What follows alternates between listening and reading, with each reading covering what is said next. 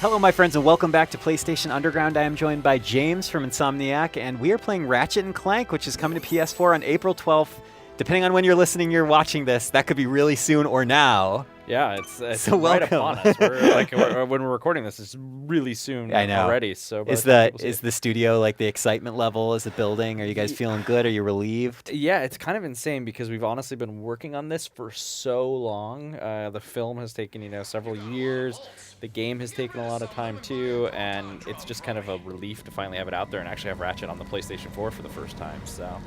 And it's so gorgeous. I mean, you and I have talked already, and I don't go back with Ratchet as far as the original days, but I joined in kind of on the Future series, and I've been really excited about this game because, this Ratchet and Clank is, I don't want to say a return to form per se, but it's a revisiting the origin story of this famous PlayStation duo, and, obviously using the power of the PS4 to deliver Insomniac's classic, gorgeous visuals and great weapon design. There's just so much to talk about. So kind of walk me through some of the basics. Yeah, so, we had always wanted to make a Ratchet and Clank movie. And so that was kind of where everything got kick-started. And we had this movie happening, and coming to actual theaters. Actual theaters. It'll be in theaters on April 29th in North America and coming to a lot of other countries too soon after. So we had this movie, and we knew we wanted to do a game to go along with it in some way. And so it took us a little bit of time to kind of figure out what we were going to do.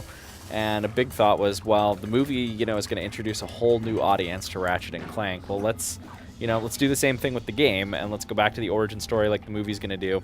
But we knew we also just didn't want to, remake the original game and just do like an HD up-res or something like that. We knew we wanted it to be something special for our fans. So we spent a lot of time kind of basically rebuilding the original game from scratch in a lot of ways, but it's really completely new. If you think back to that 2002. Wait, hold on. I want to I want to guess how many times it'll take you to fit this fish. I feel like you're trying to concentrate on talking to me at the same time, and you're like, get this frickin' fish. I don't know, actually. You know what? Here's what I'm going to do. No, I'm not going to cheat. I'm just going to make him a very easy target. I'm sorry, I totally interrupted there. you. Okay, go back.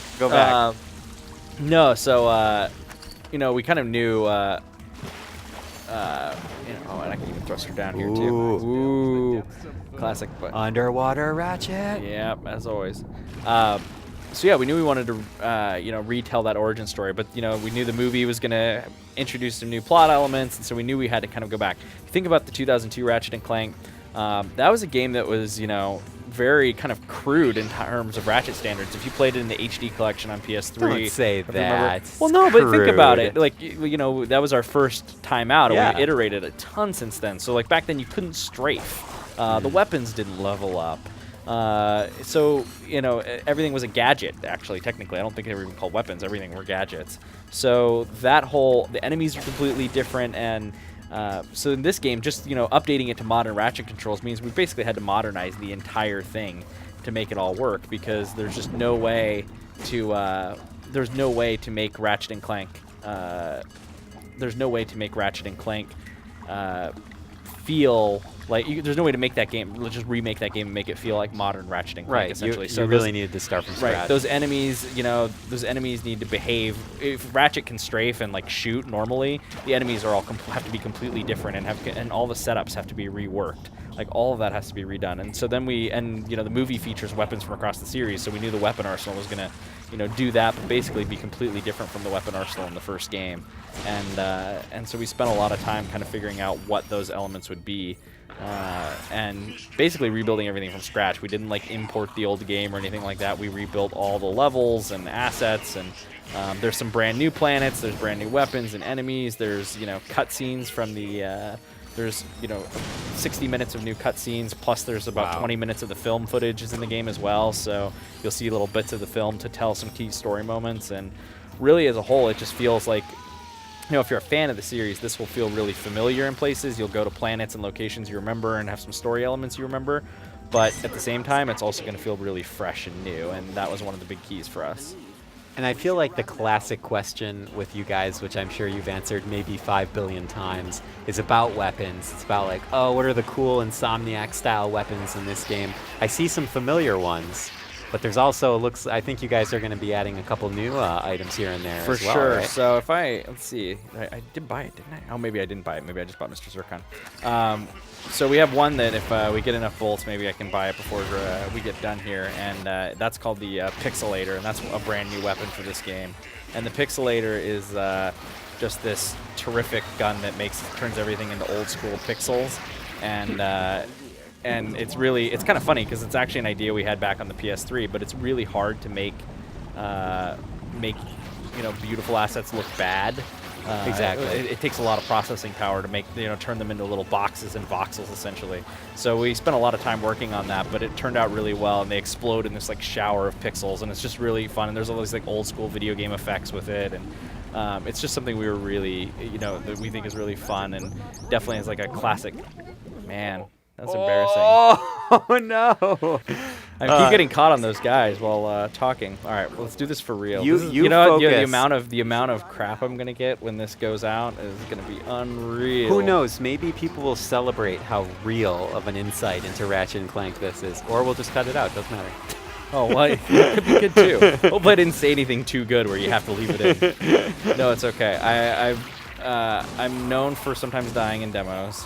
That's okay. Well, let me tell you a little bit about one of my Ratchet and Clank experiences, which is flipping the heck out at Ratchet and Clank: A Crack in Time, which I just thought was one of it has such an amazing final moments. Just the series of, the story and the action and the final boss battles. I mean, all of it is so good, and I really enjoy it.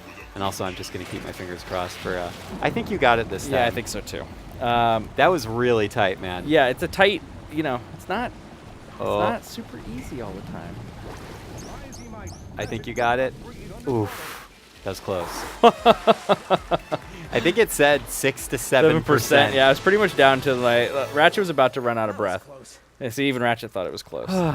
Goodness gracious. Crack in Time is probably, one of my all-time favorite Ratchet games up there with Up Your Arsenal and Going Commando, and I think you probably hear that from a lot of fans. And what's so fun about it is, we've definitely put a lot of like heart into the story over the years, and I think you saw that in the PlayStation 3 games. We really started striving to kind of feel like a Pixar movie, and so that was something that was really, really important to us, and that was a game where I feel like we maybe really hit it on the PlayStation 3. Oh, absolutely. And so it's been fun coming back. We have a CG animated movie now, and we're coming back to this game and kind of working on it.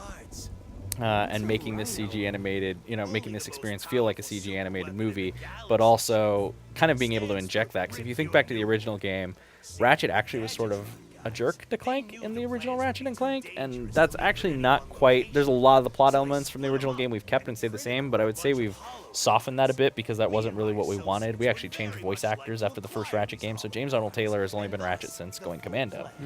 So that's kind of actually something cool about this as well. You actually get James Arnold Taylor in the origin story for the first time. Oh, cool. I would have never known. Yeah, it's a fun thing too. And it's also great with the film. We actually were able to keep, at least in North America, they were able to keep the voice actors from the game to play the 4 main character roles, I guess, the 4 mostly established characters. For the film. Ratchet, Clank, Quark, and Nefarious are all played by the game voice actors. So when you go see that film, you'll feel right at home. Right, you'll feel right at home. And you may have just seen, we saw a little scene there where we were picking up a Rhino holo card. There's kind of this whole holo card system in the game where you'll collect these cards, and if you collect the cards, there's different bonuses and things you can get. And Ooh, James, are you telling me that there's little mini games to unlock stuff in this well, game? yeah, the Trespasser's classic, but then if you want to get these cards to unlock the Rhino, you're gonna have to track down.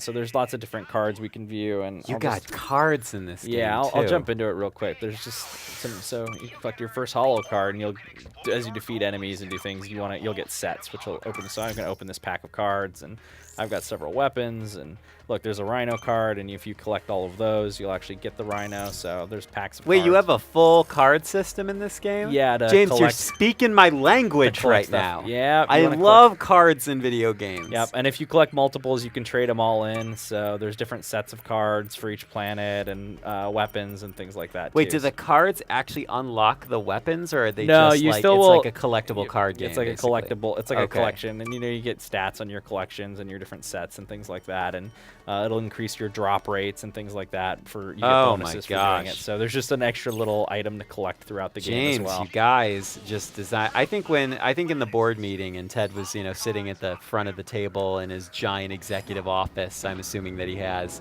He was like, what we need to do is make a Cards. game for Ryan Clements. Okay. Specifically. You know how only much fun for like him. Hearthstone, but with Ratchet and Clank would be? That would be. Oh my gosh, Yeah, get out that's of town.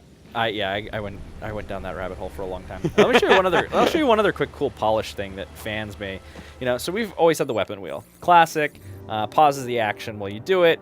But we know a lot of fans like the speed run, or they like to play the game and they don't always want to be like pausing it to switch between things. So Sure. we added this D-pad quick select over here on the side, and so you can set this with 4 weapons you really want to use, so that Awesome. while you're running around and playing, you can just very quickly change between the weapons. It's beautiful. And it's something that I think will be really good for the hardcore fans that play it a lot. And then I'll show you one other thing too. So if you remember the old game, the weapons didn't level up in the first game, but we also now have the whole Raritanium upgrade system. So each weapon has its own sort of upgrade board, and so you can come in here and make your Zircons fire faster and make them, come with more shots and get more Raritanium and collect more bolts when you use it. So you'll want to find Raritanium and go through, and as you can see, like some will make holo cards show up more. So you'll get more holo cards. God. So if you are super into collecting the holo cards, you'll want to upgrade your proton drum. James, and grab are you those. kidding me with all this? Yeah, there's all sorts of cool RPG stuff. Are there hardcore RPG fans on the Insomniac crew? I think gotta there's be. definitely that thing where we always want to have like that progression, so that you can always be getting a little bit better, whether you're upgrading Ratchet's health or you're collecting new weapons, or this is the proton drum, which just kind of fires up this wave. There we go. Oh, I don't recognize. Is that an old weapon? Nope, that's one of the new ones. That's one of the for new this ones. game, yep. Beautiful. So I've got a couple new ones that. That would go really well at a rave or something. right? If you throw a Groovatron, you basically have a Raven, that's true, a Groovatron and a Proton is kind of like, we like to call that combo the Rave in a box. We don't actually call it the Rave in a box, but Did you just make that I up did right now? just make that up. That was called improvising. I really liked it. I would have never. You could have just let that linger, and I would have never known. We would have gone on with our lives, and I would have never known that you made that up, right on the spot. And we got classics like I love the flame effect on this. Yeah, that looks fantastic. I mean, the whole game, the Insomniac crew is just, I would like to say, renowned for its ability to get that feeling of an animated movie, but having it be in real time in game form. Well, let me tell you something. Like, the PlayStation 4 is so powerful that we have all of this capability to do some amazing stuff. In our stylized world, we definitely know how to make the best of it, and we know how to make Ratchet art look good. We've spent, a long time making Ratchet games, so that helps for sure. But, man, the power of the PS4 is awesome, and, we're able to do this at 1080p, and the amount of, effects and lighting and motion blur and things like that we can put on is just absolutely unreal, and stuff, we only would have dreamed of on previous consoles. So it's pretty exciting to really be able to tap that system and kind of use its power, and I think our engine looks really beautiful running in it, so it's really exciting to see it. I appreciate the comment you just made about that it kind of also comes from experience, and the fact that this team has been working on this series for so long, and I feel like that's often when you see developers really, really shine, is when they're speaking from the heart and also from their head and their experience and their past experiences with the game. Yeah, with the series. I mean, you have guys that have been working on this series since before the first game and worked on Spyro, and then you have other people, that definitely came in, early in the PS2 era. So we have some significant experience making Ratchet and Clank, and some serious talent. It enables us to do things that I think we can make a game so efficiently because we just know what we're doing, and I think that's really something special because we can get a lot more bang for our buck, even just making the game and being able to make something really big and special for our fans and do it.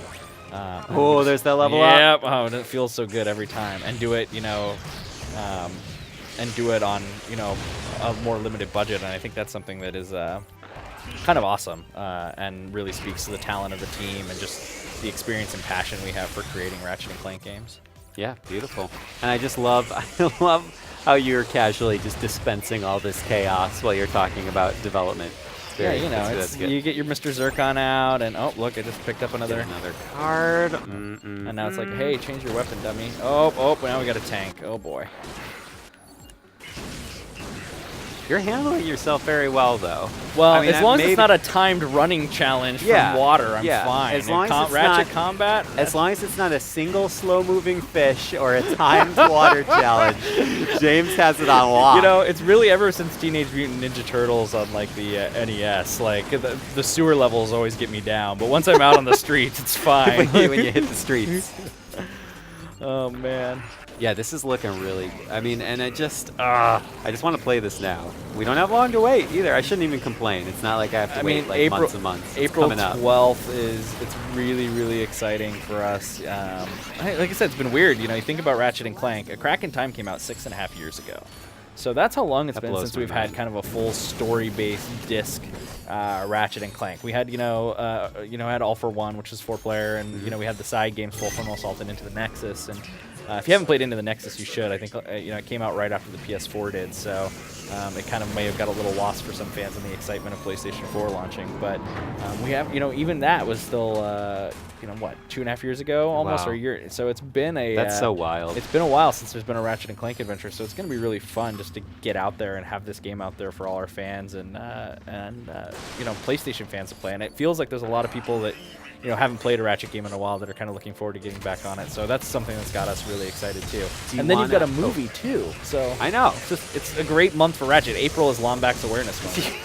Do you want to jump into another planet and just show it right before we end? So they already cleared this planet out before we played, so we're not going to get to show a ton of it here. But we'll check out the view. This can kind of be the nice final view that we take before we end our episode. I'll talk about this real quick though. This is kind of cool because the movie and the game definitely were sort of made simultaneously, and so a lot of things are combined or work together. So for instance, Drek's homeworld in the original game was this poison planet, and then there was also the robot factory world, Quartu, which is where Clank was made, and we combined those. So you actually will see it's this beautiful thing where you'll see the robot factory, and but it's the same polluted planet you see in the movie, and we brought all that art into the game. This is the Hall of Heroes, this building behind Ratchet here, and this area was an area that was created for the game release or for the movie, and was and is an important location because it's where the Galactic Rangers are based out of. So awesome. That was a location that never existed in the Ratchet and Clank universe, and we replicated what they built for the movie and the game. And it's actually kind of interesting because if you saw, there's definitely a lot of Asian influence in that building, and that's actually the first thing in the Ratchet and Clank universe that is really inspired by Asian architecture. Most of it is kind of that 50s, 60s sci-fi. So it's kind of actually a fairly unique building in the Ratchet and Clank universe, and I think that's pretty cool because there's definitely stuff where the movie took the game models and up-res them and used our game models, and then we also took a lot of stuff that they created and concepts that they created for the movie and built it back in the game, or got assets for them to put in the game. So there's assets traded back and forth from the game to the movie as well. That's a really cool collaborative process. Yeah, it was really fun, and a weird thing. I don't think anyone's really pulled it off.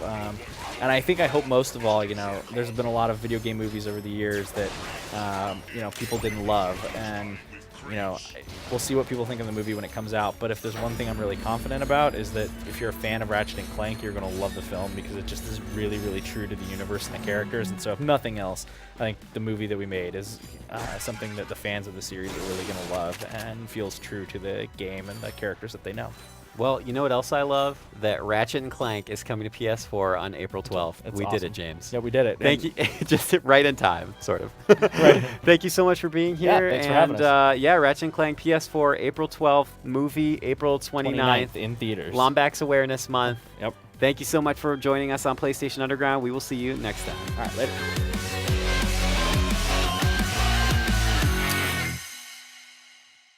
PlayStation